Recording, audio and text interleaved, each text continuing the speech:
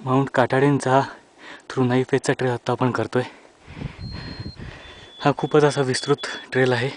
खालनं जे दिसतंय आपल्याला तिकडनं निघालो, या अशा सोंडेवरनं आलो वरती. तिकडचं दिसतंय त्या दगडांच्या इकडनं असा रस्ता येतो. या रस्त्याची वैशिष्ट्य अशी की आपल्या सह्याद्रीमध्ये कसं एकदम नागमोडी वळणं आणि खूप स्टीप स्लोप असतो कोकणातून देशावर जायला, तसा इथे नाही आहे. सोंडेला बऱ्यापैकी कमी ग्रेडियंट आहे, पण तरीसुद्धा थकवा आणणारा ट्रेल आहे. खालती भरपूर झाडी आहे. जे पूर्ण खोरं दिसतंय खाली त्यात भरपूर झाडी आहे. त्यामुळे अर्धा किंवा 40% ट्रेल जो आहे तो खूप झाडीमधनं आणि जंगलामधनं होतो.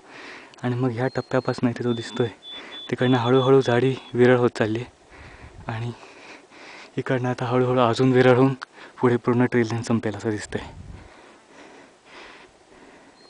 हे पूर्ण रेंजेस आहेत, खालती तळी वगैरे आहेत.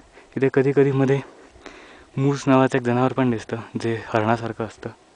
ते मध्ये 1-2 वेळा दिसलं आम्हाला, पण फोटो काही काढता आला नाही. तिकडे तुम्ही पाहिलं तर तिकडे कसं पाठच्या डोंगरावरती ट्रेल लाईन संपल्यावरती काही वरती झाडं वगैरे नाही आहेत.